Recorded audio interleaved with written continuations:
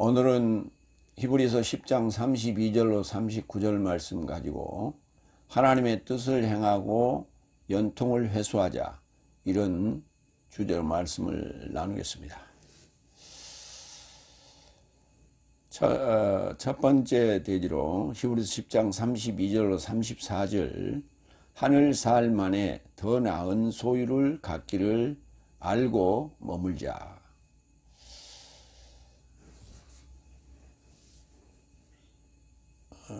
이제 직역을 하다 보니까 조금 어색한 부분도 좀 있습니다. 그런 점을 참작하시기 바랍니다.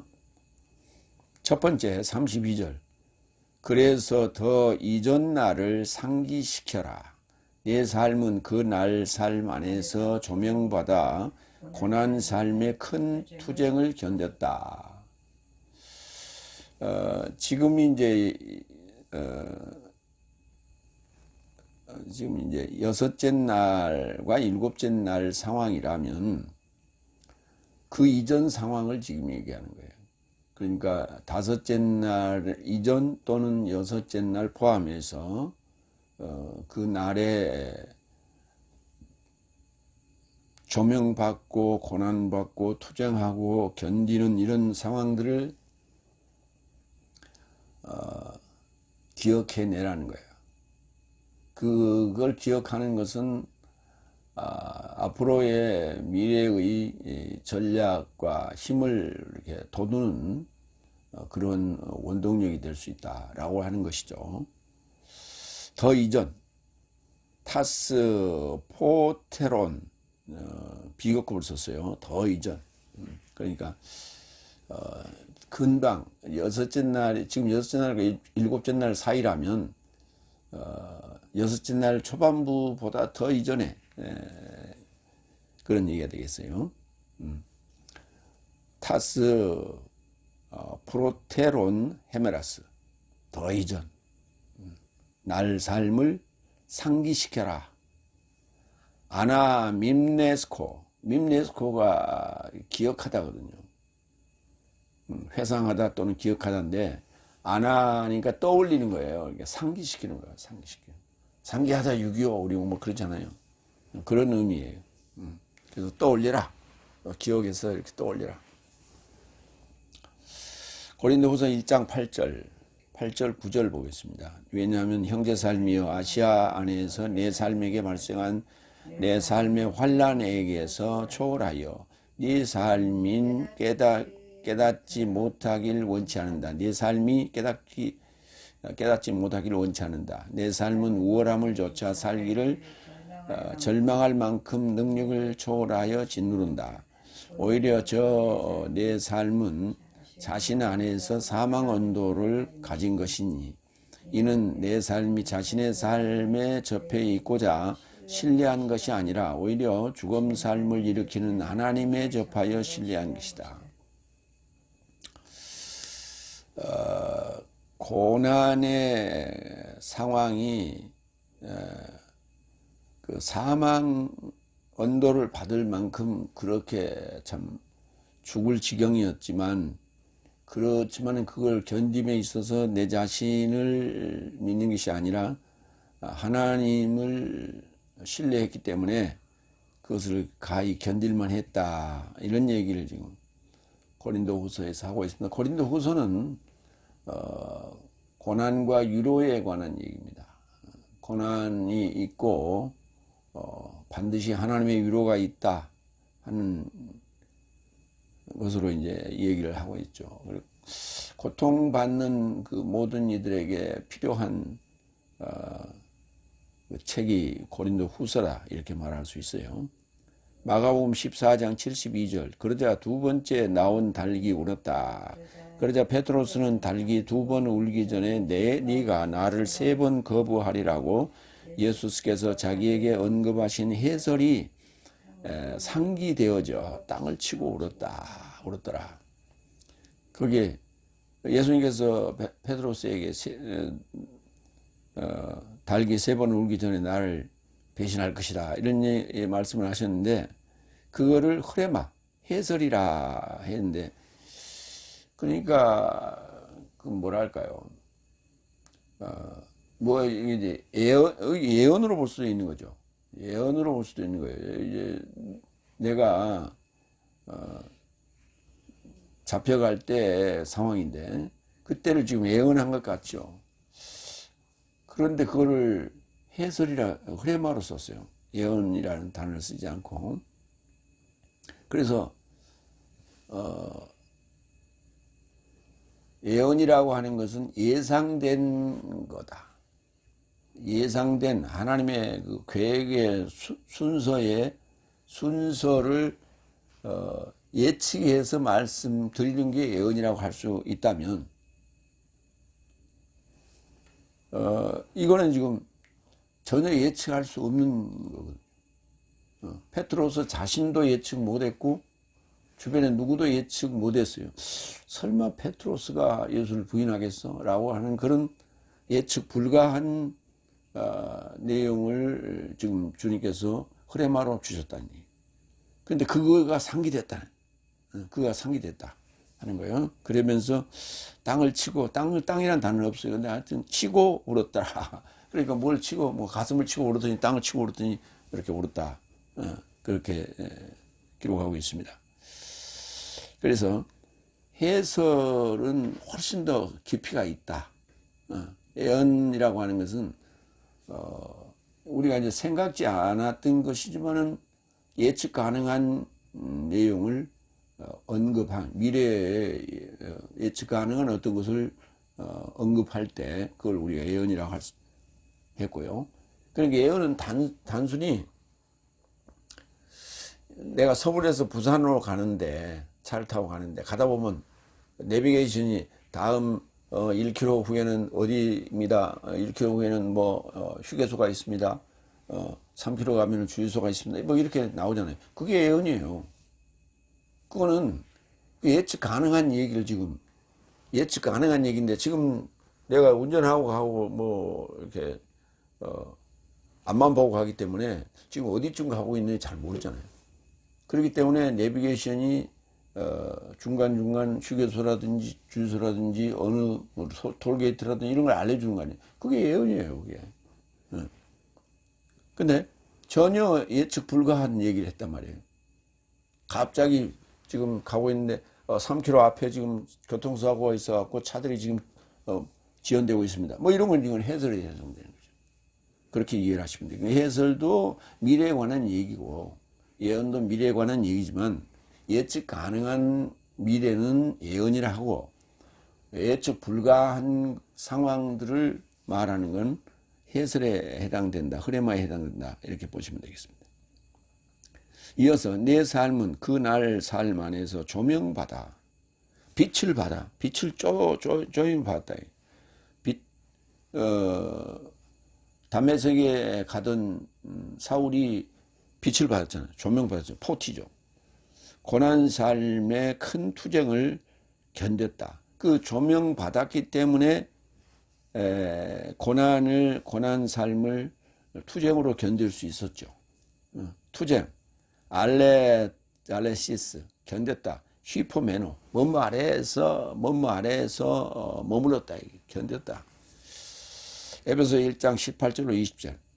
그의 초청의 소망이 무엇이며 성도 삶 안에 그의 상속권의 영광의 부요함이 무엇인지 내 삶을 알아봄에 이루고자 네 삶의 통찰에 놓은 삶을 조명받게 하신 것이며 그의 힘의 세력의 역사를 조차 흠없는 내 삶에 이루고자 그의 능력에 뛰어난 위대함이 무엇인지 그를 죽음 삶에서 일으켰던 그가 그리스도스 안에서 힘을 역사하셨고 하늘적인 삶 안에서 그의 오른편 안에 앉히셨다.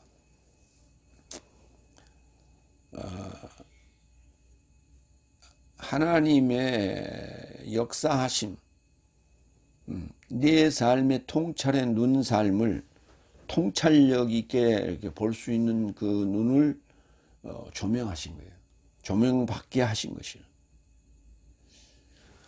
그러니까 하나님께서 그러한 조명의 빛을 그러니까 어두운 길에 내가 후레쉬를 갖고 있다는 그런 얘기예요.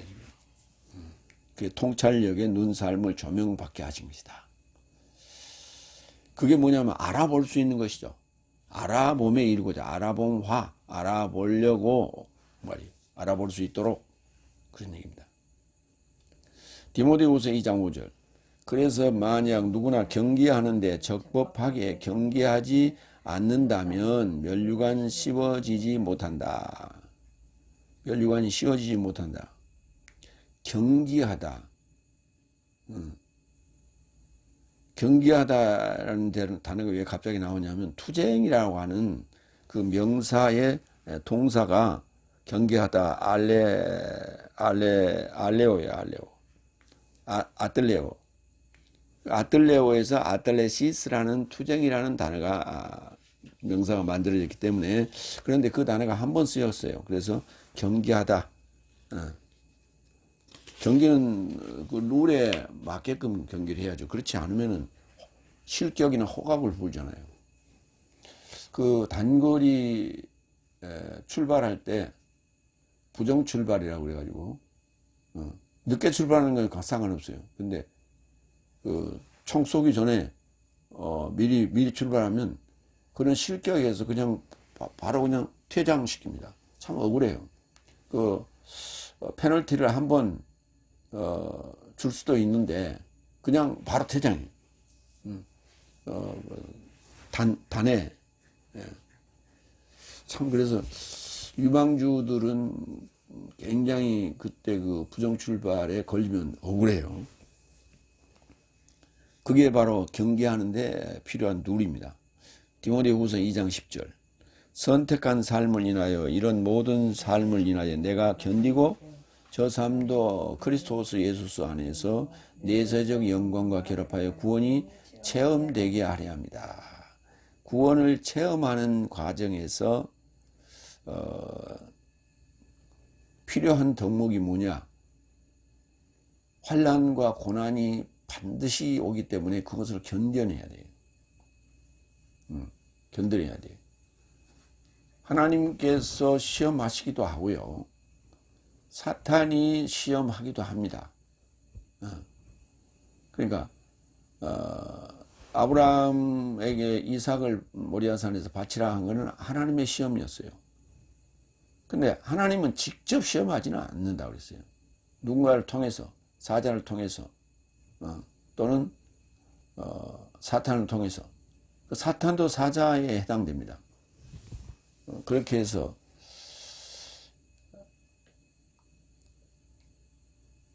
그러니까 하나님께서 직접 시험하시는 것도 사탄이 하는 것도 결국은 다 하나님 보고 계시죠. 그래서 과연 그걸 견뎌내느냐, 인내하느냐, 아니면 그때 나에게 뭐라고 기도하느냐라고 하는 것이죠. 그래서 우리는 늘 하나님께서 시험하시는 것도 사탄이 시험하는 것도 우리가 견딜 수밖에 없어요. 견딜 수밖에 없는데 그때 우리는 하나님께 기도하자. 이 시험을 주셨는데 시험이 왔는데 이 시험 마치게 되면 인내하고 나면 확증되면 그때는 무슨 선물을 또 주시려고 하십니까? 라고 하는 조바심보다는 여유죠. 믿음이고 그게 신뢰예요. 그렇게 기도하라. 두 번째 33절. 실로 이것이 비방삼과 환난 삶으로 네 삶이 구경거리가 되지만 이것은 이렇게 되도록여진 삶의 동료 삶이 되었다. 그러니까 그 비방과 환난의 구경거리를 견디고 통과한 자들과 같이 동료 의식을 갖게 되는 동료들이 많아지는 거다. 그런 동료들이 기다리고 있다. 동료들이 함께 기다리고 있다. 저기서 저 건너편에서. 그래서 저 건너편의 동료들을 향해 가는 과정에서 비방거리, 환난거리 등이 나에게 올 수 있다. 그것을 그렇게 생각하고 견뎌야 된다. 비방, 오네이 디스모스, 환란, 뜰리프시스, 구경거리가 되었다라고 하는 떼아트리조. 이 떼아트리조에서 구경이 되면 구경거리인 구경, 글쎄 우리 요즘은 우리가 요즘은 좀 이제 곳곳에 극장들이 이렇게 난립해 있죠. 그러나 옛날에는 극장이 그렇게 난립해 있지 않았어요. 그래서 서울에 뭐 스카라 극장, 명보극장, 뭐 국도극장, 뭐 이렇게 요소요소에 핵심 중앙에 이렇게 몇 개 있었어요.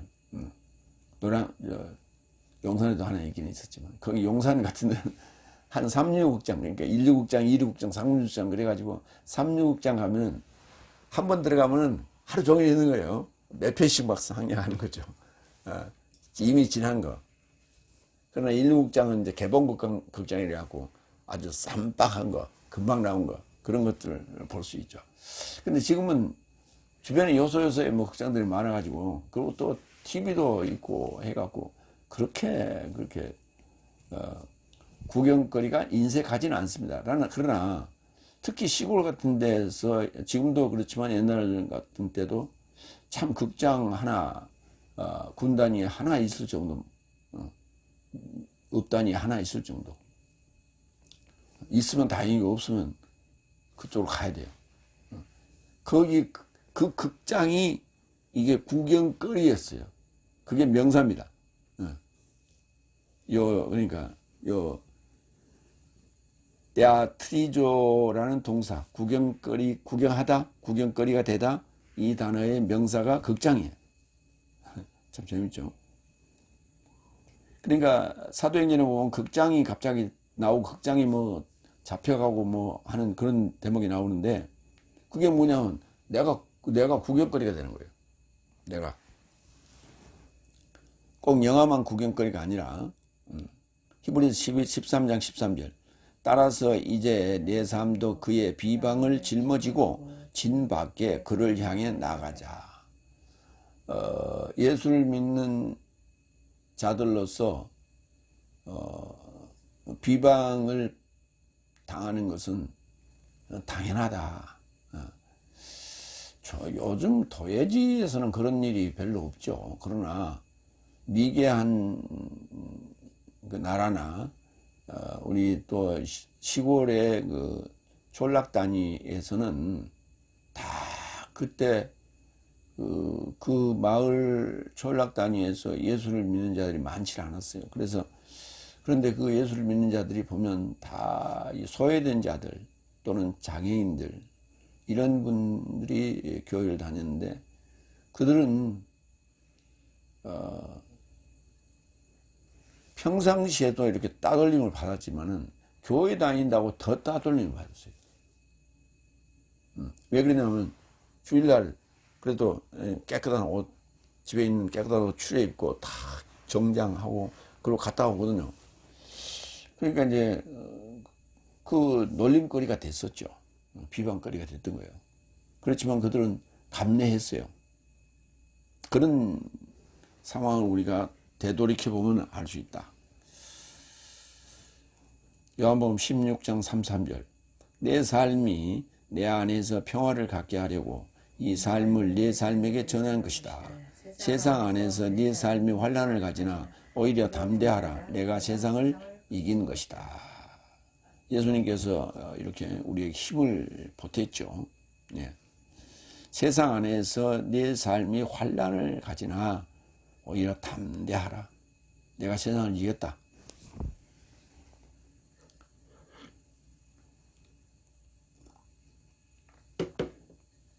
그 세상이 우리가 밖에 세상으로 보니까 감정이 막 격해지는 거예요. 근데 그게 내 안에서 당하는 환난이고 비방이다.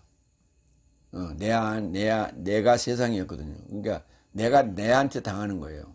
내가 내한테 당하는데 그게 내가 내한테 당하는 걸 내가 의식할 수 없으니까 남을 통해서 그걸 이렇게 투영해서 보여지는 것이다 라고 생각하시면 위로가 됩니다. 고린도 전서 4장 9절. 왜냐하면 하나님께서는 사도된 내 삶을 사형수 삶 같은 최후 삶을 밝히 보여주셨다고 생각한다. 이는 내 삶이 세상과 사자 삶과 사람 삶에게 구경거리가 되었기 때문이다. 구경거리, 이제 명사가 떼아트론이에요. 이 떼아트론이 여기 구경거리라는 명사이고, 아까 구경하다 또는 구경거리가 되다라고 하는 동사 떼아트리조가 있었고요. 떼아트로는 극장으로도 표현했어요. 극장으로도 그렇게 이해하시기 바랍니다. 이어서 이것은 이렇게 되돌이켜진 삶의 동료 삶이 되었다. 되돌이켜진 자들이 있었다는 거예요. 되돌이켜 온 자들이 있었다. 아나스트레포. 돌이키다가 스트레포거든요. 되돌이켰어요.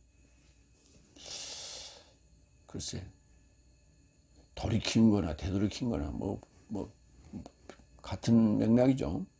어쨌든 되돌이켜진 동료, 코이노노스 동료 삶이 되었다. 그러니까 되돌아온 그 동료들이 있다는 것을 우리는 기억해야 된다. 베드로후서 2장 9절. 그러니까 누군가에게 이렇게 비방이나 이런 조롱을 당할 때 누군가가 이렇게 도움을 주는 자가 얼마나 고맙겠어요. 그게 동료거든요. 동료의식이에요. 참 잊을 수가 없죠. 그 어려움 당할 때 손을 내미는 그 자가 얼마나 뼈에 사무치도록 기억에 남겠어요. 그게 그렇게 기억에 오래도록 남아서 죽을 때까지 안 잊어버리더라고요. 죽을 때까지 안 잊어버려요.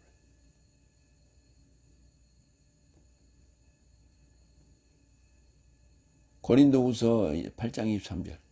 티토스에게서 초월하였거든. 내 동료와 네 삶에 이르는 동역자요, 내 삶이 형제 삶이거든. 교회 삶의 사도 삶이요 그리스도스의 영광이다. 내 동료 티토스. 믿는 자들의 그 동질감, 동료의식 굉장히 중요하다라고 하는 것을 지금 강조하고 있고, 특히나 이 히브리서나 이 바울 서신이 쓰여질 당시의 초대교회에서 느끼는 그런 동료의식, 동질감, 그 비방거리와 구경거리와 환난을 당할 때 그 동료의식은 대단하죠. 그 동료들이 없었다면 그 어떻게 감당하겠어요? 낮에는 그렇게 비방을 당해도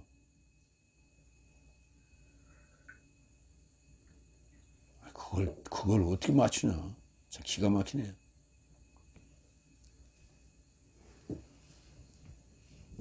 밤이 되면 서로 위로해 줄 수 있는 자들이 있다고 하는 그런 사실이 있기 때문에 견뎌낼 수 있었던 삶 아니에요?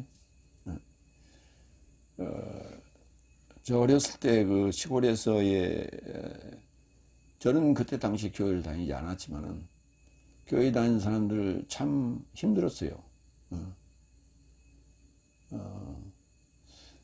저는 이제 교회를 안 다녔지만 우리 집안이 그때 할머니, 할아버지 다 천주교를 다니고 있었기 때문에 그런 마인드는 있었죠. 그렇기 때문에 교회 다니는 분들에 대한 어떤 동료의식이랄까, 같은 편 이렇게 도와주고 싶은 마음, 그런 게 많이 있었어요. 그런 일들이 많이 있었죠. 그래서 생생합니다. 세 번째 34절. 그리고 왜냐하면 내 삶이 나의 결박 삶에게 공감하였고 내 삶이 현존하는 삶의 약탈과 기쁨과 결합하여 기다렸으니 하늘 삶 안에 더 나은 소유를 내 자신 삶 안에 갖기를 아는 것과 머무는 것이다. 자, 무슨 말이냐? 결박, 나의 결박에 공감했고 네 현존하는 삶의 약탈과 그러니까 비방과 환난도 있었지만 약탈도 있었다는 거예요. 현존하는 삶의 약탈. 근데 그것이 그 이후에 기쁨과 결합하여 기다렸다고. 기쁨으로 나에게 보상이 될 것을 기다렸다. 하늘 삶 안에 더 나은 소유를 네 자신 삶 안에 갖기를 아는 것이고 그것이 바로 머물고 인내하는 일이었다는 거예요. 그러니까 어떤 그런 미래적 희망이 없다면, 소망이 없다면 과연 그게 서로 공감할 수 있고 또 그 기쁨이 올 것이라고 하는 그 기다림, 이게 어디 가능하겠어요? 그래서 이 복음이라고 하는 것은 소외된 자들과 특히 소외된 자들에게는 정말 한 줄기 빛이었어요. 교회 가는 것이 그들에게는 참 천국이었을 거예요. 천국. 그래서 남들이 자는 새벽에, 남들이 텔레비 보고 있는 그 밤중에 자기들끼리 이렇게 손 잡고 성경책 들고 교회 가는 그런 모습. 그게 인내의 모습이죠. 자, 그리고 왜냐하면 내 삶이 나의 결박 삶에게 공감하였다. 결박, 데스모스. 결박당하는 거예요. 갇히는 거예요. 결박 이제 옥에 갇히기도 하고 뭐 족쇄가 채워지기도 하는 거기에 공감했다. 쉼 파테오. 이게 공동 고난이라고 번역을 했었는데 공동 고난이니까 공감이에요. 공감. 어떤 일에 대한 공감. 그렇게 좀 순화시켰습니다. 빌립보서 1장 13절로 14절. 그같이 그리스도스 안에서 드러날 나의 결박을 온 재판정과 남은 모든 삶 안에서 발생함은 형제 삶의 다수를 주 안에서 나의 결박 삶으로 설득한 것을 더 많이 담대하고 두려움 없이 말씀을 전하게 합니다. 주 안에서 나의 결박 삶으로 설득한 것을 더 많이 담대하고 두려움 없이 말씀을 전해요. 그러니까 이런 그 결박 또 비방과 환난 이걸 견뎌내면서 좀 속된 말로는 오기가 생겼다. 오기가 생겼다. 뭐 이런 상황이고 연단되었다. 연단되었다. 그렇게 이제 그 과정이 비방과 환난과 고난이 연속적으로 그것만 계속 오면 사람 죽어요. 견딜 수가 없어요. 항상 이 파도, 높은 파도가 올 때 이제 그게 환난과 비방과 고난인데 그 파도라고 하는 것은 리듬을 탑니다. 왔다가 그 다음에 수그렸다가 또 왔다가 이렇게 반복적으로 이렇게 파고가 높았다 낮았다. 그 낮을 때 숨을 쉬는 거죠. 우리가 숨 쉬는 거하고 똑같은 거예요. 노래할 때 소리를 팍 질 때는 숨이 나가는 날숨이고 그 다음 구절을 노래를 부르려면 갑자기 숨을 들이쉬어야 폐에 숨을 들이쉬어야 또 다음 구절을 부를 수가 있죠. 그래서 그 인내할 수 있는 그런 상황 또 쉴 수 있는 상황 이게 온다고요. 그게 기쁨이고 또 더 나은 소유 기쁨과 더 나은 소유가 있다라고 하는 것 때문에 우리가 그것을 아는 것이고 머무는 것이다. 그렇기 때문에 공부해야 돼요. 공부해야 돼요. 우리가 이제 개천에서 용났다는 얘기를 예전에 많이 썼잖아요. 요즘은 이제 그런 얘기가 참 정정 들리는데 옛날에는 많이 있었어요. 저 시골에서 참 서울대 법대, 서울대 의대 입학했다. 또 뭐 고등고시에 패스했다. 행정고시에 패스했다. 이런 게. 왜냐하면 공부했기 때문에 그런 거예요. 공부하지 않았으면 그냥 시골의 그 농사꾼으로 그냥 머물 수밖에 없었죠. 그러니까 그들은 미래가 없는 거예요. 그러니까 설령 농대를 나와서도 그는 농촌에서 기업 경영을 할 수 있고 과학 영농을 할 수 있는 지식이 있기 때문에 다시 취업이 안 되면 시골로 다시 귀촌을 할 수 있는 그 자신이 있는 거예요. 공부를 했기 때문에, 알고 있기 때문에, 안다는 게 그만큼 중요하게 기노스고 그렇기 때문에 머물 수 있는 거예요. 머문다는 단어에 앞에 휘표가 붙으면 인내가 되는 거예요. 휘퍼 매노. 머문다는 단어 앞에 휘퍼. 뭐 아래 이렇게 눌리는 거에 그 밑에 견뎌내는 거죠. 그걸 감당할 수 있는 거. 그거를 인내라고 하는 거예요. 왜냐하면 네 삶이 나의 결박 데스모스에게 공감하였다. 히브리 4장 15절. 왜냐하면 내 삶의 나약함 삶에게 공감이 불가능한 대제사장을 모시지 않았으나 나의 나약함 삶에게 공감이 불가능한 대제사장은 모시지 않았어요. 그러니까 공감이 가능한 대제사장을 모셨다. 그가 누구냐? 멜키세덱의 질서를 따르는 대제사장 예수이단 말이에요. 닮은 꼴을 조차 모든 삶을 조차 죄 없이 시험 받으신 것이다. 그가 그랬다는 얘기죠. 그 공감. 그러니까 지금 아까 공감하다는 심파떼오와카 마찬가지로 동사가 한 번 쓰였기 때문에 공감이라는 명사로 살펴봤습니다. 히브리 4장 15절에서 이어서 내 삶이 현존하는 삶의 약탈도 기쁨과 결합하여 기다렸다. 여기 현존한다라고 하는 휘파르코,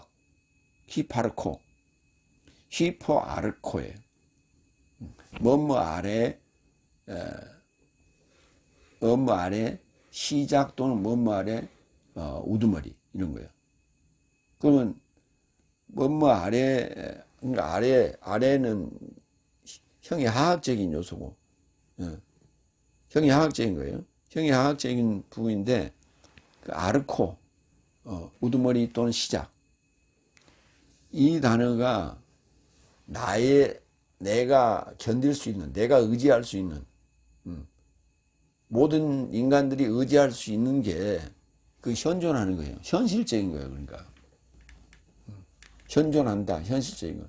그러니까 내가 지금 거처가 월세를 살든 전세를 살든 자가이든 이게 지금 내가 견딜 수 있는 기댈 수 있는 현실적인 현존하는 거 아니에요. 내가 은행에 얼마가 있든 이런 거예요. 내가 살아나갈 수 있는 현실적인 요소들 그거를 휴파르코로 이해하시면 되겠습니다. 이 단어가 굉장히 이해가 빨리 안 됐었어요. 그래 지금 이번에 확정시킵니다. 현존하는 걸로. 현존하는 삶의 약탈. 그러니까 뭔가가 가지고 있어야 약탈을 당하죠. 뭔가 가지고 있어야 내가 소유하고 있는 소유물이에요. 그러니까 동사는 소유하고 있는 또는 현존하는 이런 입장이고, 그 다음에 명사는 소유, 물 또는 소유. 그래서 현존하는 어떤 소유물이 있으니까 약탈이 당하죠. 하르파게, 약탈도 현존하는 삶의 약탈을 당해도 기쁨과 결합하여 기다렸다. 기쁨과 결합하여 기다렸다. 메타 카라스, 기쁨과 결합하여 프로스 데코마이 기다렸다. 빌립보서 2장 6절 그는 하나님의 모양 안에서 현존하는 하나님과 동등하게 있을 것을 강탈이라 지도하지 않았다. 그는 하나님 모양 안에서 현존하는 하나님과 동등하게 있을 것을 강탈이라고 지도하지 않았다.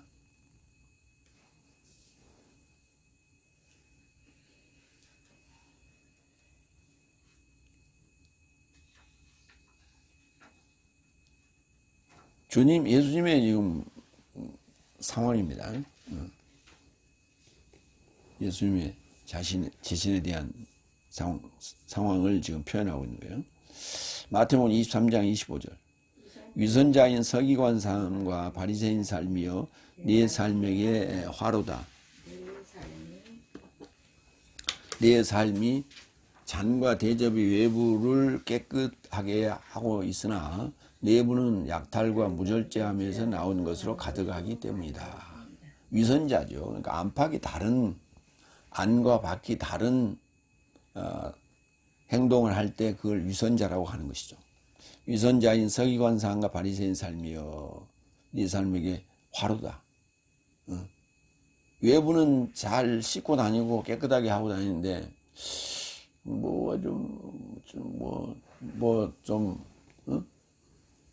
방구나 끼는 사람이겠다라고 생각했는데 입에서 나오는 소리 들으니까 별로 그게 아니에요. 내부는 약탈과 무절제함 안에서 나오는 것으로 가득하기 때문이다. 겉만 번지를 하다 이렇게 우리가 표현하죠. 그래서 외부를 단장하고 다닌 만큼 내부도 내실이 있어야 된다. 내공이 있어야 된다. 그래서 안과 밖이 밸런스를 갖춰야 돼. 근데 겉멋만 들어가지고 멋만 불고 다니는데 아무것도 없어. 그러면 안 된다 이거지. 우리 그리스도인도 마찬가지예요. 굉장히 중요한 얘기예요. 내실을 다지라. 고린도후서 7장 4절 내 삶을 향하는 나에게 솔직함이 많고 내 삶에게 초월하여 자랑도 나에게 많으니 나는 위로로 채워진 것이요 내 삶의 모든 환난에 접해 기쁨으로 철철 넘쳐진다.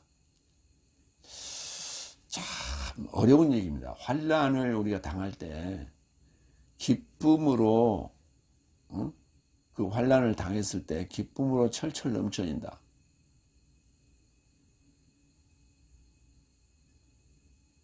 글쎄 그런 상황에서 기뻐하며 웃고 있는 사람들 보면 두 가지로 우리가 얘기를 합니다. 하나는 이게 뭐 이렇게 된 거 아니냐, 이상하게 머리가 좀 이상한 거 아니냐, 이렇게 표현하기도 하고요. 그 다음에 멘탈이 좋다 이런 말을 써요. 멘탈이 좋다 그런 얘기를 하는데 이게 후자에 해당되겠죠. 그러니까 알면 가능한 거예요. 알면 가능한 거예요. 그러니까 부부가 이제 이렇게 있으면은 무슨 일이 황당한 일을 당했을 때, 급하고 황당한 일을 당했을 때 그 상황을 어떻게 하면 비껴나갈 수 있고 어떻게 하면 해결할 수 있다라고 하는 것을 대충 알고 있는 분은 아무래도 조금은 여유가 있어요. 그런데 그렇지 않는 분들은 화들짝 놀라고 막 허겁지겁하고 뛰고 난리죠. 이리 뛰고 저리 뛰고. 대개 보면 부인들은 좀 이렇게 다급하게 행동하고 남편은 좀 느긋하죠. 그러면 이제 막 쿠사리 하잖아요. 당신은 말이지 이런 일이 당했는데 어떻게 여유롭게 이렇게 느긋할 수 있냐고. 근데 조급한다고 해결될 일도 아니고 느긋하게 행동한다고 수수방관하는 것도 아니란 말이에요. 뭔가 예측하고 있기 때문에 지금 그렇게 행동하는 거예요. 그게 아는 거예요. 그래서 성경을 아는 것이 중요하다. 하나님을 아는 게 중요하다. 성경을 안다는 얘기는 미래가 이미 예견되어 있다. 예측이 되어 있다. 말을 이렇게 말할 수 있겠죠. 빌립보서 2장 29절 그런즉 내 삶은 주 안에서 모든 기쁨과 결합하여 저를 기다리고 내 삶도 이런 보배로운 삶을 소유하라.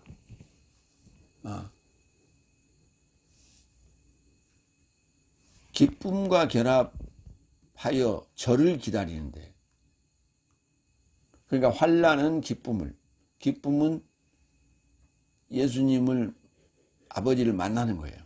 그걸 우리가 보배로운 삶을 소유했다 이렇게 표현했어요. 그래서 환난은 기쁨을 주기 위해서, 기쁨은 보배로운 삶을 소유하기 위해서 우리에게 온다. 돌이켜보면 우리가 살아오는 과정들 속에서 여러 가지 일들이 많았죠. 정말 난처한 일도 많았고 죽을 지경에 처한 상황도 많았고, 하지만 다 이러쿵저러쿵 다 지나왔어요. 이러쿵저러쿵 다 지나왔어요. 그렇기 때문에 그렇게 아등바등할 일은 아니었다라는 거예요. 돌이켜보면 그게 돌이켜보면 다 하나님의 은혜였다는 거예요. 그렇기 때문에 그런 경험을 가지고 있는 자들의 입장에서는 이 말씀이 공감이 가고 이 말씀이 또 필요한 거예요. 그렇게 전할 필요가 있는 것이다. 이어서 하늘 삶 안에 더 나은 소유. 이 소유라는 단어가 슈팍시스라는 단어인데, 슈파르크시스라는 단어인데, 이 단어가 바로 아까 휘파르코에서 와요. 휘파르코, 현존하다. 그러니까 현존하는 거니까, 형이하학적인 거니까 하늘 삶 안에 더 나은 소유로 이걸 표현하기는 좀 뭐하잖아요. 그러니까 그래서 앞에 수식어를 붙였어요. 하늘 삶 안에 더 나은 소유, 이렇게. 그러니까 이 소유는 명사고 아까 현존하는 것은 동사예요. 그래서 현존하는 것은 주로 우리가 현실적인 문제들에 접한 내가 가지고 있는 물질적인 요소들이에요. 그런데 그게 이제 소유로 명사가 소유로 바뀌는, 명사가 되면 소유가 되는데, 슈파르크시스가 되는데, 그 앞에 수식어가 붙은 거예요. 하늘 삶 안에 더 나은 소유물. 그러니까 현존하는 슈파르코를 경험하고 그걸 뺏기고 약탈당한 입장에서 거기에 대한 보상 심리가 있는 자들에게 주어지는 지금 이 메시지, 하늘 삶 안에 더 나은 소유. 네가 여기서 빼앗겼던 그보다 더 나은 소유, 그것을 네 자신 삶 안에 갖기를 아는 것이고 머무는 것이다. 기노스코하는 것이고 매너하는 것이다. 이렇게 표현하고 있어요. 그러니까 여기서 이렇게 보상 심리가 적용될 수 있는 거죠. 보상해준다라는 느낌, 그런 게 있는 거예요. 그러니까 그 소유가 영적인 소유가 될 수도 있고 아니면 물적인 소유가 될 수도 있는데, 근데 그게 그러니까 현존하는 형이 하학적인 건 아니라는 거예요. 그걸 크레이토나, 슈파락신, 더 나은 소유. 그게 하늘 안에 있는 거예요. 그게 영적인 것이라고 보는 거예요. 그러니까 땅의 물적인 요소에서 내가 손해를 입고 약탈을 당해도 그보다 더 값진, 더 소유물이, 보배로운 삶이 내가 가질 수 있다라고 하는 것 때문에 우리가 아는 거고, 그리고 여기 머무는 거예요. 그래서 산만하다, 그런 얘기예요. 사도행전 2장 44절로 45절. 그래서 믿는 사람 모두가 그것을 접하여 있으면서 속된 삶 전체를 공유하더라. 여기 속되다고 하는 코이노스가 이게 보통 또는 속된 거, 이게 지난번에 캐톨릭이라고 그랬죠. 그게 속되다는 거예요. 속세의 것. 아까 이 현존하는 휴파르코하고 같은 개념이에요. 그 속된 삶 전체를 공유하더라, 서로 나누더라. 그리고 45절, 그리고 재물삶과 소유삶을 팔아서 그것을 누군가 필요로 하는 것을 좇아서 모두에게 나눠주더라. 서로 필요한 자에게 나눠주더라. 그 소유라고 하는 것이 또 이때는 형이하학적인 요소들이에요. 그때 소유, 휴파락시스가 속된 휴파락시스. 그러니까 휴파락시스가 속된 보통인 현존하는 그런 속세에 속한 소유물도 있고 하늘 살만에 더 나은 소유물도 있다라는 거예요. 그 단어는 그 소유라는 단어는 같이 썼어요. 공유하고 썼어요. 요한복음 14장 7절. 네 삶이 나를 알았던 것이면 나의 아버지도 알았던 것이다. 지금부터 네 삶이 그를 알고 그를 본 것이다. 안다는 게 이렇게 중요한 거예요. 아는 것과 모른다고 하는 것은 하늘과 땅 차이예요. 그러니까 이제 우리가 법을 안다는 것. 법조인들은 법을 공부를 했기 때문에 어떻게 대처할지를 알죠. 아는 자는 대처한다고.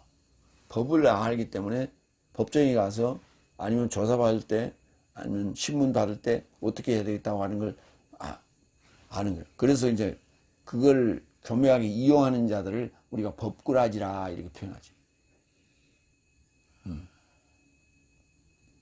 우리가 많이 알면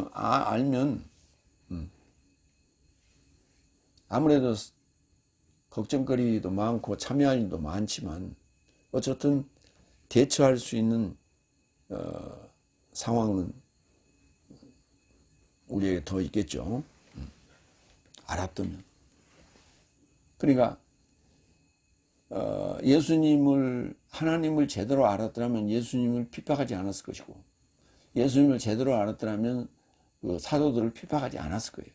근데 몰랐기 때문에 핍박한 거예요. 지금도 마찬가지입니다. 내가 이제 요즘 갑자기 그 쇼츠 유튜브에 올리는 긴 거 올릴 때는 잘 안 봐요. 그래서 이제 쇼츠를 좀 그 설교 중에 쇼츠 올릴만한 걸 잘라고 쇼츠가 이제 예전에는 1분 이하였는데 지금은 3분 이하더라고요. 그래서 3분을 넘어가면 쇼츠로 이렇게 설정을 하고 이렇게 업로드를 해도 쇼츠에 담기지 않아요. 그냥 일반적으로 빠져요. 3분 이하로 만들어야 돼요. 그래서 이제 쇼츠를 만드는데 그 중에 사탄, 가짜 하나님에게 위탁 교육했다라고 하는 그 쇼츠가 하나 만드는데 그걸 올렸더니 안 봐요. 그래서 지금 현재 토요일날 오후에 올려가지고 겨우 100 좀 넘었는데 참 이상해. 안 봐요. 그러니까 반드시 봐도 아무 문제가 없는 거예요. 그 상황을 지금 알려주는 거거든요.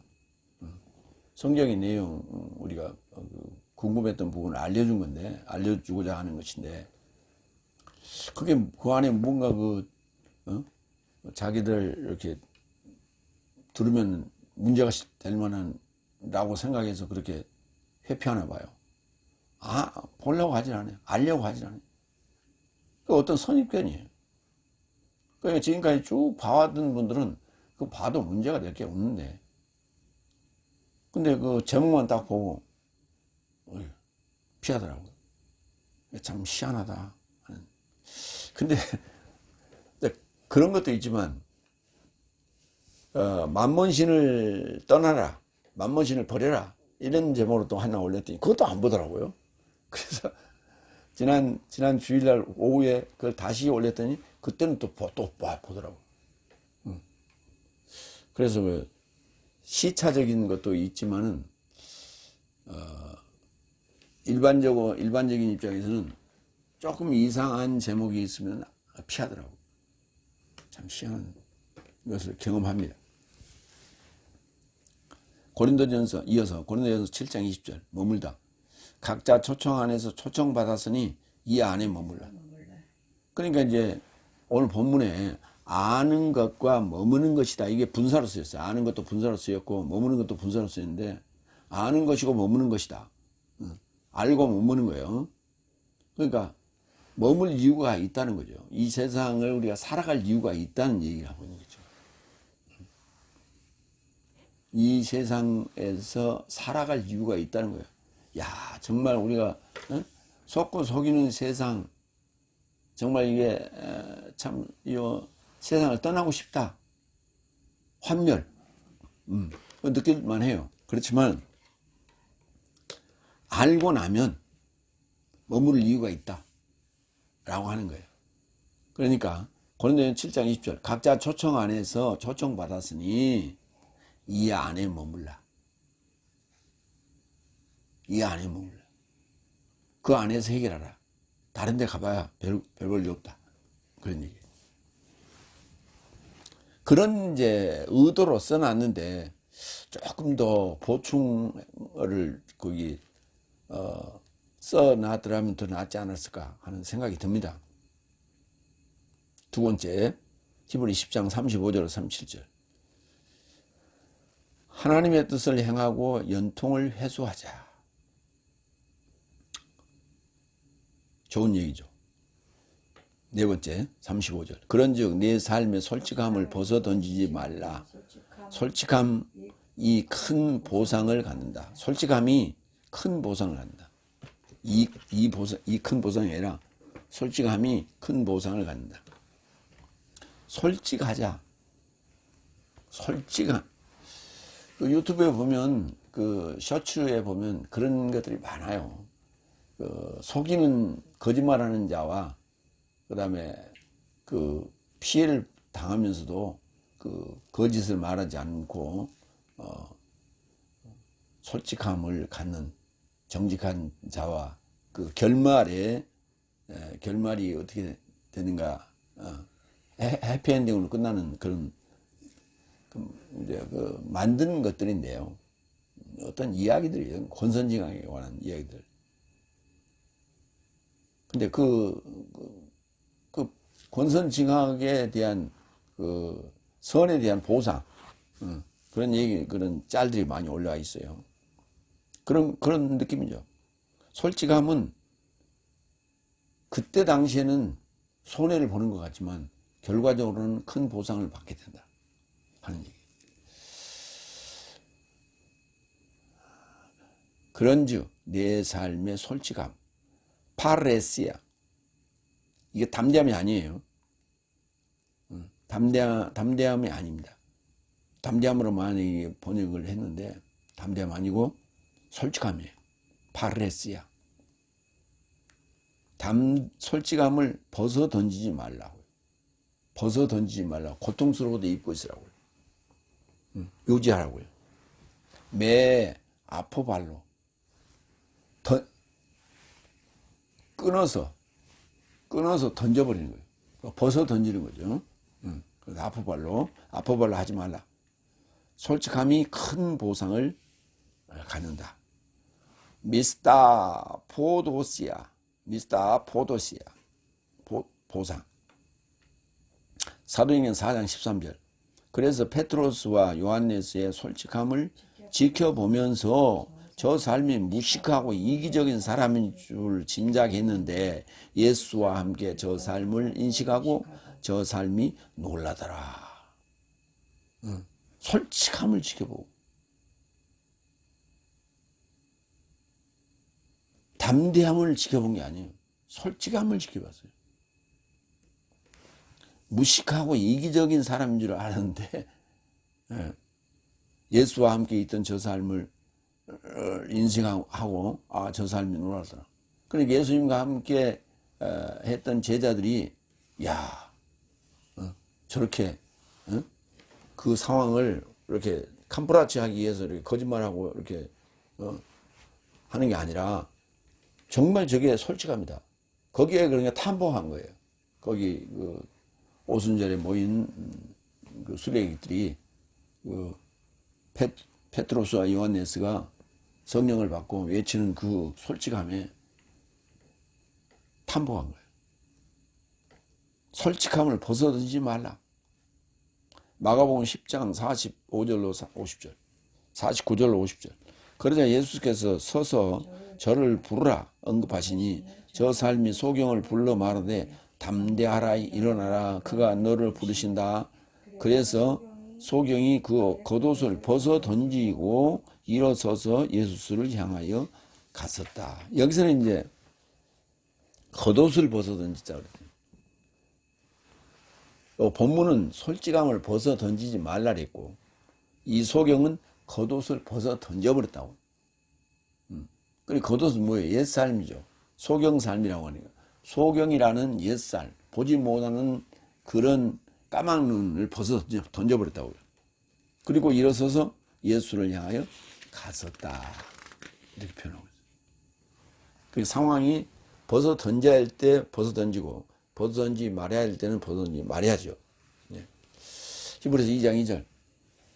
왜냐하면 사자 삶으로 인하여 전해진 말씀이 확고하게 되었으면 모든 위법도 무시함도 공평한 보상을 취하였다. 그렇죠. 모든 위법도 무시함도 공평한 보상을 취하였다. 거기에는 위법한 건 위법한 대로, 무시한 대로 공평하게. 판결을 이렇게 해야 된다고요. 공평하게 해야 돼요. 근데 판결문은 그럴듯하게 써놓고 거기에 한두 마디 이상한 변명조를 넣어놓고 지 멋대로 그냥 감경해버리고 자기가 그럴 권한이 있어요? 그렇게 감경해버릴 권한이 있냐고. 그거는 감정적인 개인적이고 감정적인 거는 뭐가 있는 거죠. 그렇지 않고서는 그게 그렇게 할 수가 없는 거예요. 판사는 감정을 가지면 안 돼요. 법감정으로 해야지 개인적 감정이 사심이 들어가면 안 돼요.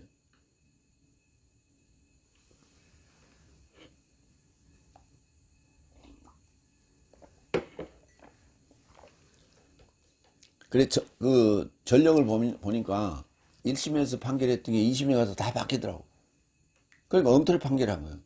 그런 판사들은 쫓아내야 돼요. 근데 왜 그걸 평가를 안 하는지 모르겠어요. 법원 내에서 그 판결이 뒤집히는 확률이 많은 자들은 평가를 해서 어느 정도 수치가 올라오면 징계를 하고 그만두게 만들어야 돼요. 퇴출시켜야 돼요.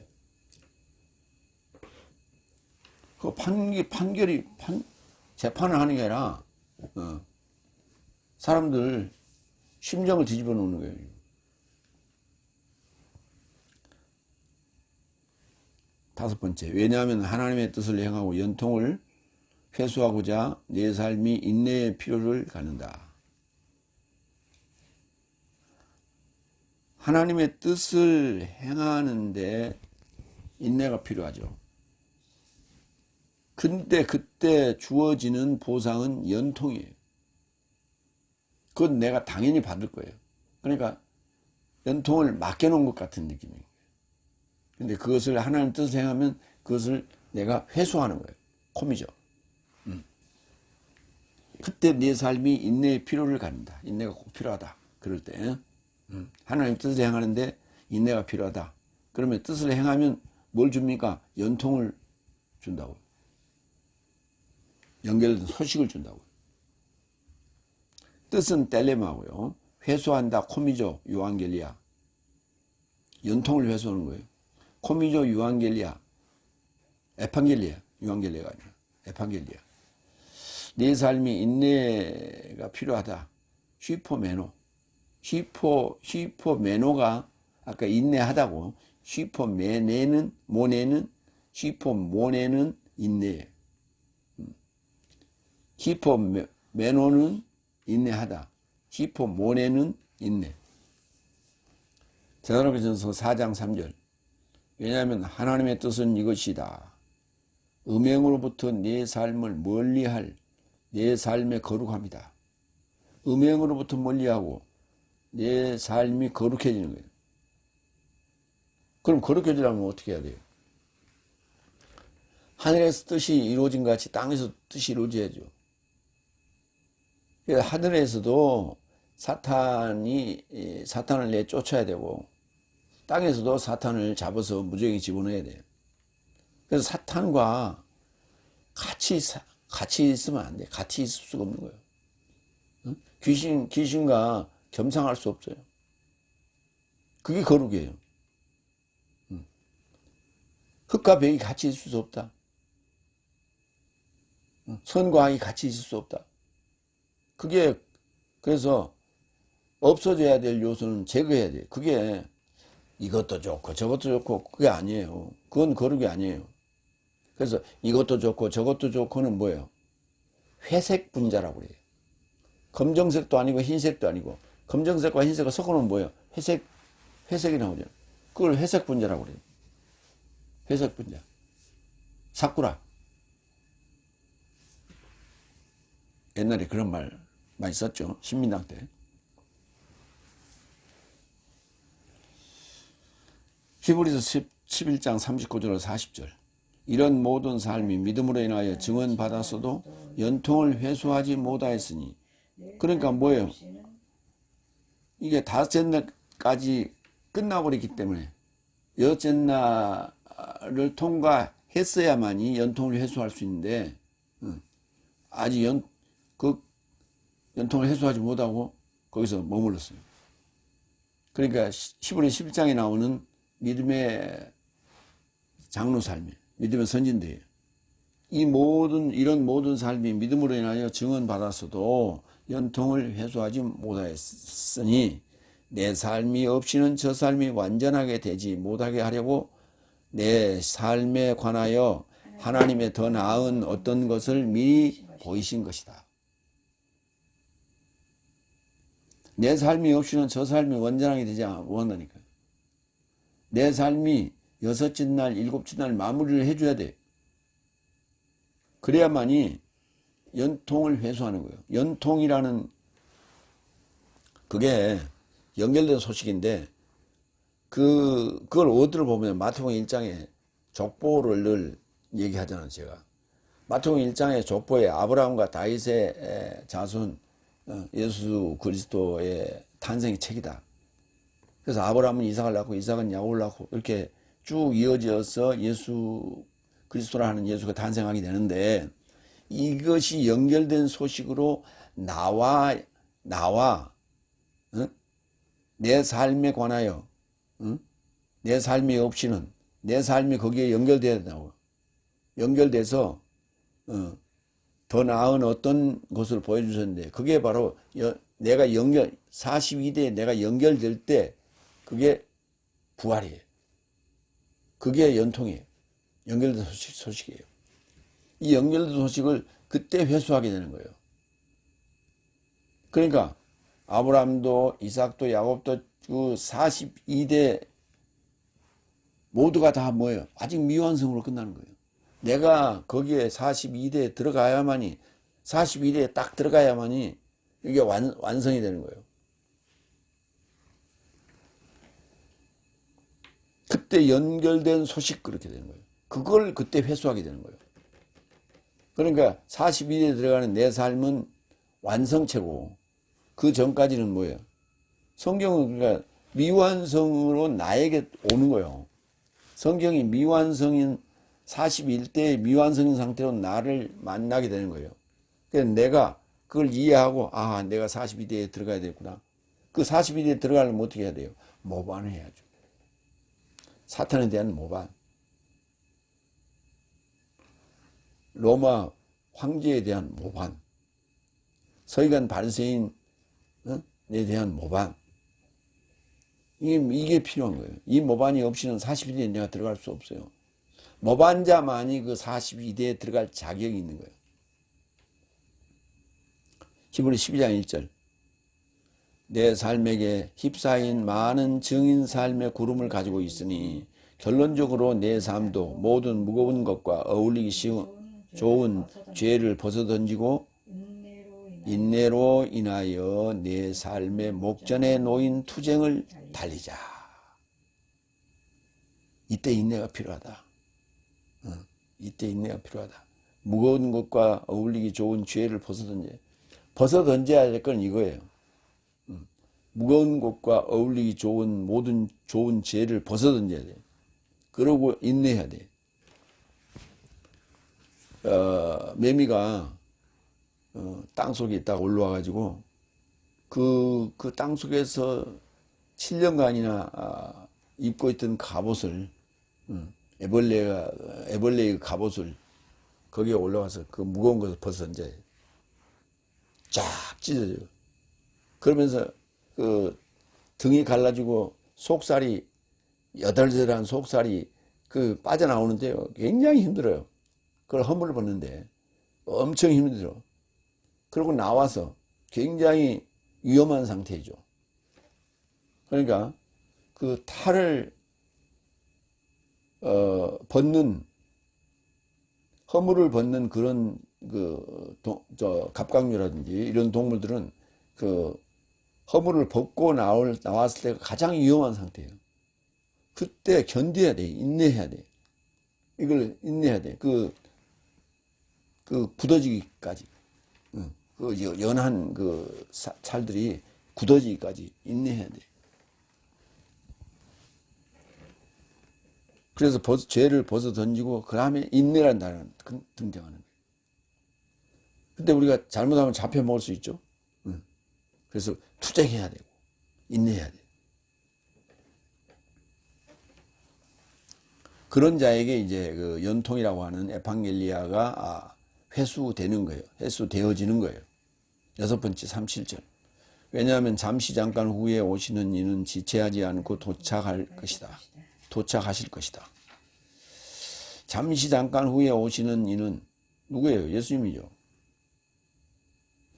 죄 없이 두 번째 보여지실 분이에요. 지체하지 않고 도착하신다고요. 지체하지 않고 오신다라는 단어를 쓰지 않고 도착이라는 단어를 썼어요. 그러니까 도착을 한다는 얘기가 무슨 말이에요? 오신다는 얘기는 또 왔다가 간다는 얘기고, 도착한다는 얘기는 거기가 끝이라는 얘기 아니에요. 그러니까 나에게 오셔서 내가 도착지, 종착지라고. 해코. 내가. 지체하지 않고, 크로니죠. 계시록 20장 3절. 무적행위에 이르고자 던지고 그것을 잠그고 그 위에 봉인하였으니 천년 삶이 완성되기까지 더 이상 열국 삶을 미혹하지 못하게 하려 합니다. 그리고 이 삶을 결합하여 그가 짧은 기간을 풀려짐이 마땅하다. 무정에 잠겼던 그 사단 천년 후에 잠시 잠깐 놓인다고 그랬죠. 그때 그 잠깐 짧은 기간 미크로스 카이로스 크로노스 짧은 기간 미크로스 이게 미크로스가 마이크로가 된 거예요. 영어의 마이크로. 마태복음 25장 5절. 그런데 신랑이 지체함으로 모든 삶이 졸다가 잠들었더라. 지체함으로. 지체하기도 합니다. 때로는.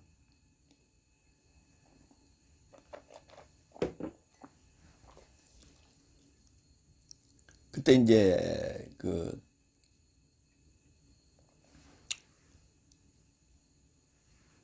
지혜로운 다섯 처녀들은 기름이 준비되어 있었고 미래는 다스처들은 준비가 안 돼 있었죠. 그래서 항상 준비하고 있어라. 언제 도착할지 모른다. 베드로후서 3장 10절. 그러나 주의 날이 밤안에 도적같이 도착하리니 그날 안에서 하늘 삶이 굉음으로 지나갈 것이며 초보가 불살라져 풀려질 것이며 땅과 그 안에 행위가 불태워질 것이다. 주의 날이 밤안에 도둑같이 도착할 것이다. 잠시 잠깐 후에 오시는 이는 지체하지 않고 도착할 것이다. 주의 날이 밤안에 도둑같이 도착할 것이다.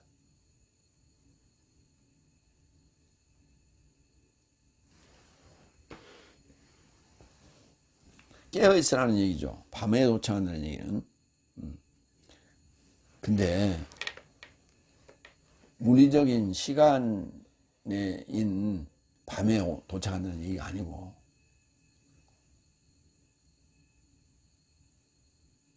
내가 밤일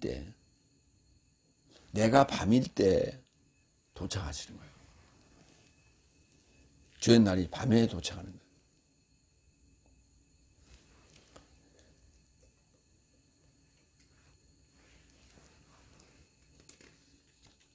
이건 이제 초림을 얘기하는 것이죠.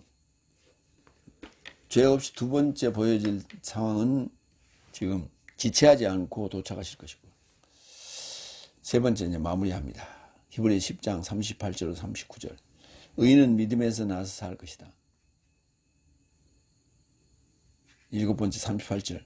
그러나 의인은 믿음에서 나서 살 것이나 만약 그가 물러선다면 그가 저 안에서 내 목숨 삶이 좋게 생각하지 않는다. 내 목숨 삶을 좋게 생각하지 알아야 되겠죠. 근데 왜 여기 주격으로 됐나 모르겠어요.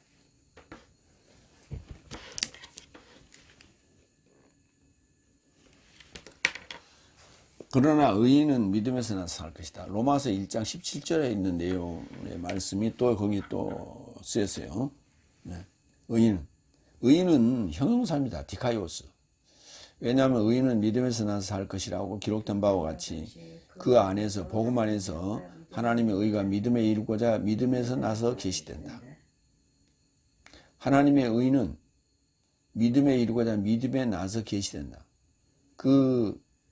그렇게 믿음에 이루고자 믿음에서 나서 계시된 하나님의 의는 하나님의 의가 있는 자, 계시된 자를 우리가 의인이라고 부르는데 그 의인은 믿음에서 나서 살 것이다. 근데 의인은 믿음에서 나서 살 것인데 그걸 구체적으로 설명한 게 믿음에 이르고자 믿음에서 나서 계시된다 그렇게 됐어요. 어디 안에서? 복음 안에서. 구체적으로 썼어요. 복음 안에서 하나님의 의가 믿음에 이르고자 믿음에서 나서 계시된다. 그러니까 믿음에 이르고자 예수님에 이르고자 믿음에서 나서 계시된다. 넷째 날, 다섯째 날 그 믿음에서 싹이 나야 돼. 싹이 나서 그 누구요? 바로 예수님이에요. 그러니까 믿음에서 나서 믿음에 이르는 거예요. 이거 믿음에 이르는 걸 계시됐다 이렇게 표현한 거예요. 그러니까 믿음이 자란 거예요. 지금 이게 싹이 나서 자란 거예요.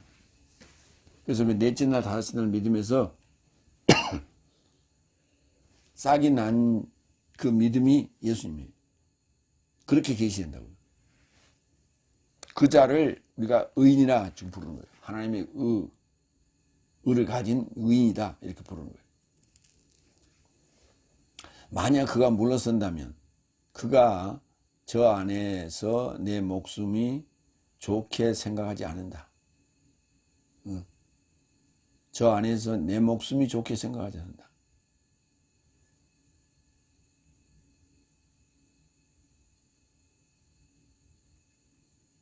그가 물러선다면 오시는 이가 저 안에서 내 목숨이 좋게 생각하지 않는다. 그때 왜 목숨이 거기에 쓰였는지 모르겠어요. 그러니까 오시는 이가 저 안에서 내 목숨이 좋게 생각하지 않는다 라고 말한다 이 말이에요. 물러선다면, 그러니까 물러서지 말라는 거예요. 믿음을 가지고 있다면 물러서지 말아라. 히포스텔로 물러서지 말아라. 갈라디아서 2장 12절. 왜냐하면 야코보스로부터 어떤 삶이 오기 전에 저가 열국 사람과 결합하여 함께 먹더니 누가? 페트로스가. 그런데 저 삶이 왔을 때 할례에서 나온 삶을 두려워하여 그가 자신을 움츠리고 갈라서더라. 움츠리다. 물러서더라 이 말이에요. 움츠렸다. 뒷걸음질쳤다. 물러선다는 얘기가 뒷걸음질친다는 얘기죠.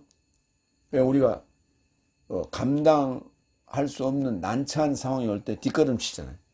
또는 움츠리잖아요. 뭐가 팍 날라오면 이렇게 움츠리잖아요. 그러니까 움츠린 거나 뒷걸음치는 거나 물러서는 같은 개념이에요. 히포스텔로. 할례에서 나온 삶을 두려워하여 그가 자신을 움츠리고 물러서고 갈라서더라. 같이 있다가 같이 있는 사람 아니에요 이렇게 딴청을 피우더라 그런 얘기죠. 난처할 때 지금 뭔가 하다가 들켰을 때 이런 상황이 오는 거죠. 베트로스가 지금 이런 상황에 당했죠. 고린도전서 10장 5절. 오히려 하나님은 저 삶의 우월한 삶 안에서 좋게 생각하지 않았으니 황량한 곳 안에서 저 삶은 쓰러졌다. 저 삶의 우월한 삶 안에서 좋게 생각하지 않았다. 그러니까 광야의 광야 형용사를 황량한 곳이라고 에레모스로 좀 표현했어요. 그 안에서 저 삶은 쓰러졌는데 그 삶에 잘난치 않은 놈들을 다 쓰러졌다 이 말이에요. 응? 시험하다 가늠하다 원망하다 하루에 23,000명씩 죽었잖아요. 그들은 다 그렇게 좋게 생각하지 않았다. 여기 마찬가지 아까 좋게 생각하지 않는데 내 목숨이 저 안에서 좋게 생각하지 않는다. 물러서지 마라. 유독해요. 좋게 생각하다. 그래서 넷째 날에는 쓰러뜨리기도 했다. 죽이기도 했다 하는 얘기예요. 그럴 수 있다 하는 얘기입니다. 8번째 39절. 그래서 내 삶은 멸망에 이르고자 물러남이 없으며 오로지 목숨의 획득에 이르고자 믿음만 있다. 믿음이 굉장히 중요한 걸 믿음을 강조하고 있는 거예요. 멸망에 이르고자 물러남이 없으면 물러남은 멸망이다. 오로지 목숨의 획득에 이르고자 믿음만 있다. 목숨의 획득이 뭡니까? 구원이죠. 목숨의 구원이 믿음이에요. 구원이에요. 목숨의 구원이 믿음으로 목숨의 구원을 얻는 거죠. 그래서 목숨의 획득에 이르고자 구원 믿음만 있다. 믿음을 굉장히 강조하고 있는 거예요. 내 삶은 멸망에 이르고자 물러남이 없다. 멸망, 아폴레이아, 물러남, 히포스톨레, 히포스톨레. 마태복음 7장 13절. 좁은 문으로 인하여 들어가라. 이는 멸망이 이르고자 인도하는 문은 넓고 길은 광활하며 그것으로 인하여 들어가는 사람이 많다. 멸망이 이르고자 인도하는 문은 넓다. 많은 사람들이 찾지만 많은 사람들이 찾는 곳에 거기에 진주가 있을 리가 없죠.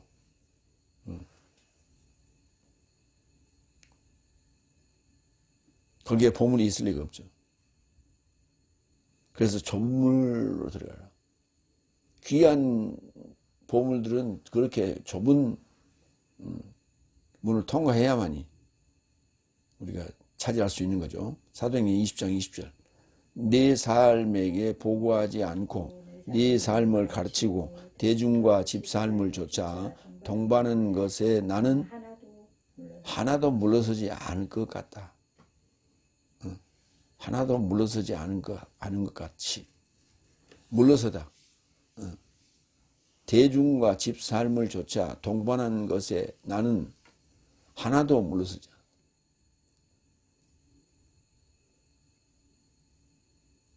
그러니까 대중 또는 집 삶을 조차 동반한 것에 그런 문제로 가르치는 데 있어서 물러섬이 없었다. 바울의 행적이죠. 이어서 오로지 목숨의 보존에 이르고자 믿음만이 있다. 목숨의 획득 또는 보존. 획득이라고 했는데 보존.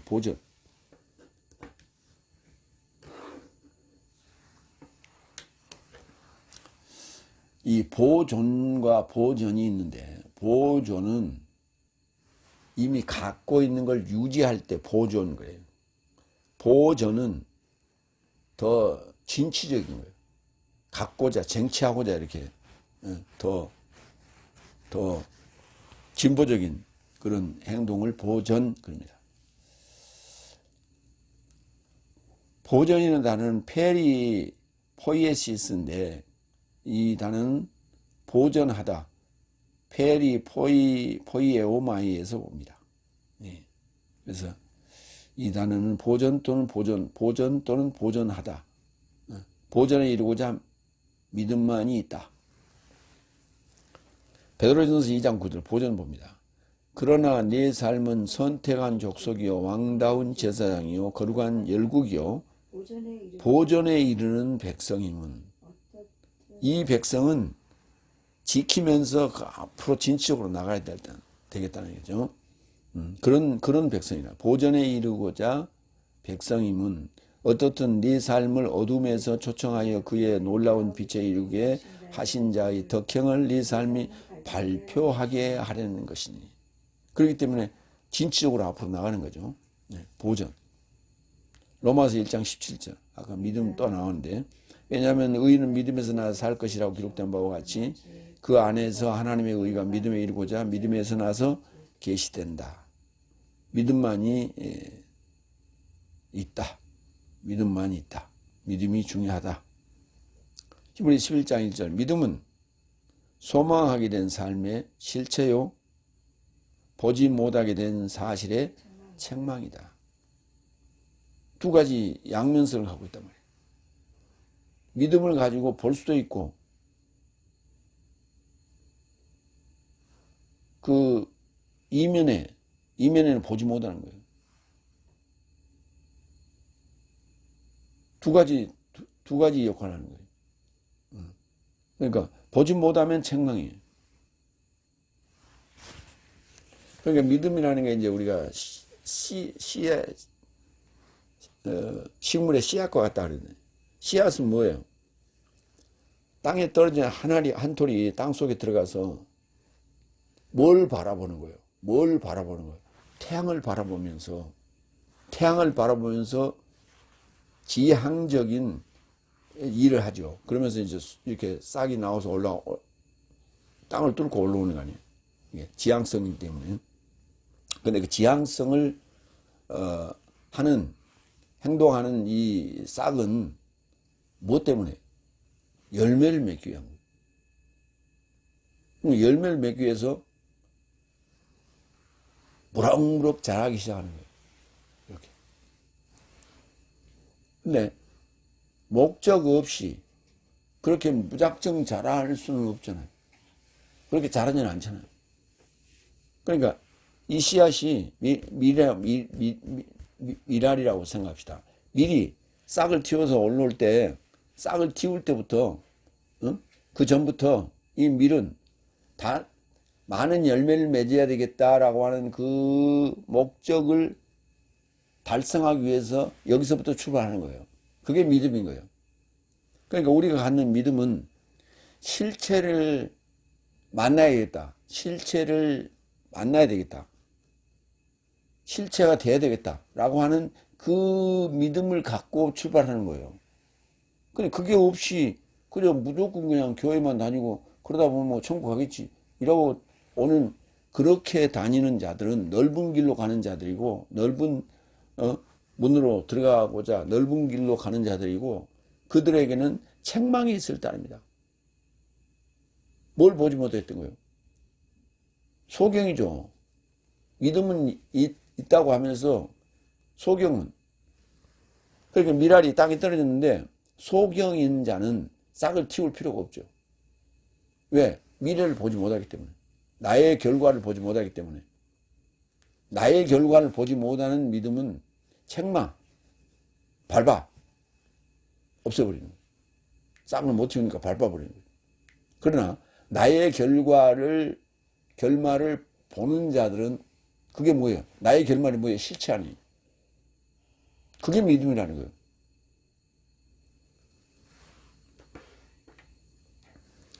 저는 이제 예수님께서 이 땅에 오셔서 우리를 위해서 희생양이 되어서 십자가에 죽어주셨다. 그걸 믿어라. 그러면 구원이다. 그건 역사요.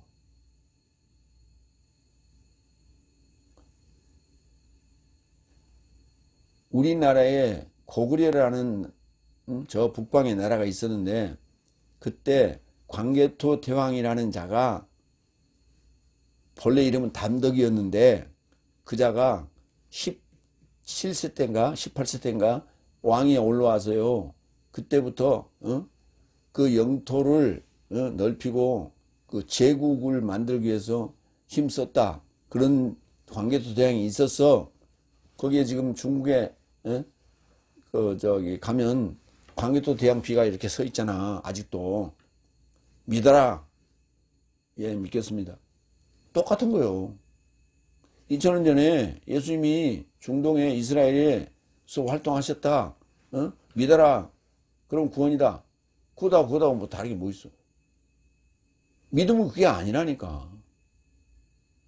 믿음은 씨가 땅에 떨어져. 복음의 씨앗이 땅에 떨어졌는데 이걸 받고 뭘 봐야 돼? 나의 결말인 실체가 뭐가 되는 거예요? 하나님이 되는 거예요. 그걸 본 거예요. 그걸 바라보고 자라는 거예요. 성장하는 거예요. 그게 믿음이에요.